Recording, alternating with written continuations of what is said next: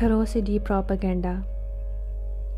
Crusades صلیبی جنگیں کے زمانے میں جب مسلمانوں نے حیرت انگیز فتوحات حاصل کی تھی تو عیسائی پادریوں نے اسلام اور مسلمانوں کے خلاف زبردست پروپیگنڈا مہم چلائی کہ ایک مسلمان مجاہد 10 عیسائی سپاہیوں پر بھاری ہوتا ہے، اس لیے کہ یہ لوگ انسان نہیں، درندے ہیں، ظالم ہیں، بے رحم ہیں، سفاک ہیں۔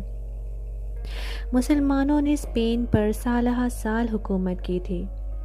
مورخ مسلمانوں کی حکومت کو آئیڈیل دور قرار دیتے ہیں، لیکن عیسائی پادریوں نے مسلمان حکمرانوں کے اس پہلو کو ہمیشہ بلیک آؤٹ رکھا اور مجاہدوں کی بے رحمی اور تشدد کو بڑھا چڑھا کر بیان کیا۔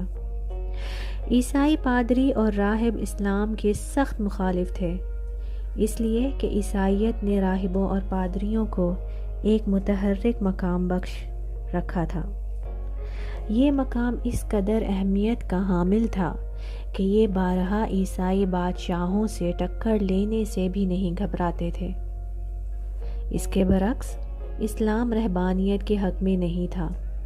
اسلام نے رہبانیت کو ممنوع قرار دیا تھا اور دینی علماء اور مولویوں کو کوئی اعزازی مقام نہیں دیا تھا۔ ان کی حیثیت عام مسلمانوں جیسی تھی۔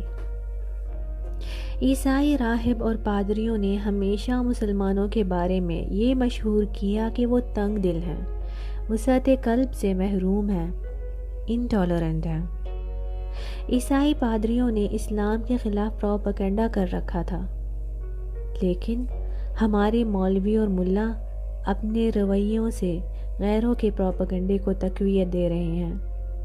بات یہاں تک پہنچ چکی ہے کہ اب امریکہ اور مغربی ممالک ہمیں فنڈامنٹلسٹ کے طعنے دے رہے ہیں، حالانکہ حقائق اس کے بالکل برعکس ہیں۔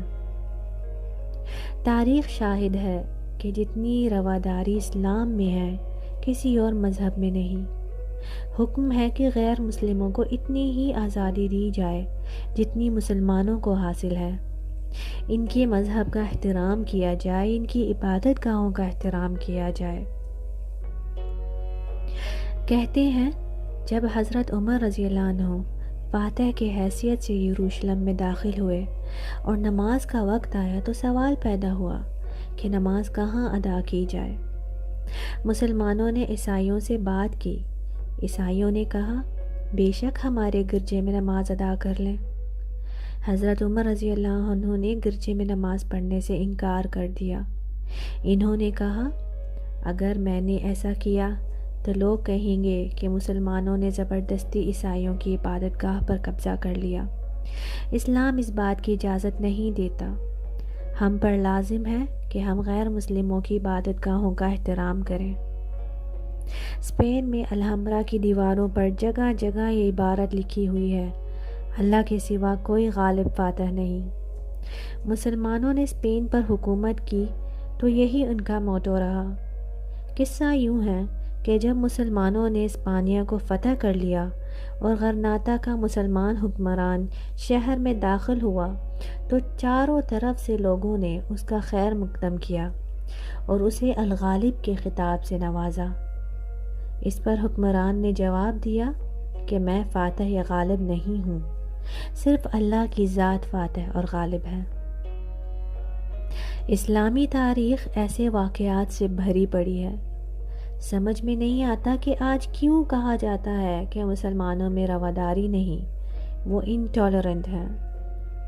مجھے یاد ہے پرانے زمانے کے بڑے بوڑھے کہا کرتے تھے کہ اسلام تو ایک آسان سا سادہ سا طریقہ ہے، جیو اور جینے دو، سکھی رہو اور سکھی رکھو۔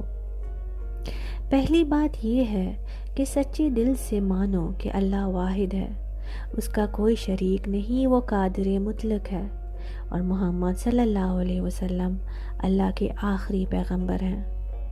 بڑے بوڑھے کہا کرتے تھے کہ یہ تو ایوان اسلام میں داخل ہونے کا دروازہ ہے۔ دوسری بات یہ ہے کہ لوگوں کے حقوق پورے کرو، لوگوں کی خدمت کرو، بانٹ کے کھاؤ، اپنی آمدنی میں ایک حصہ غریبوں کے لیے وقف کر دو۔ ماہ رمضان کے روزے رکھو، دن میں 5 مرتبہ اللہ کے حضور سر بسجود ہوا کرو، اور اگر توفیق ہو تو مکہ معظمہ اور مدینہ منورہ میں حاضری دو اور حج ادا کرو۔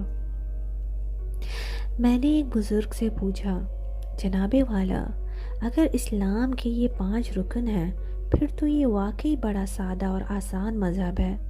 بالکل، وہ بولے۔ سب سے اہم رکن کون سا ہے؟ میں نے پوچھا۔ بولے، ہم تو یہ سمجھتے ہیں اسلام خدمت خلق سے شروع ہوتا ہے اور خدمت خلق پر ختم ہو جاتا ہے۔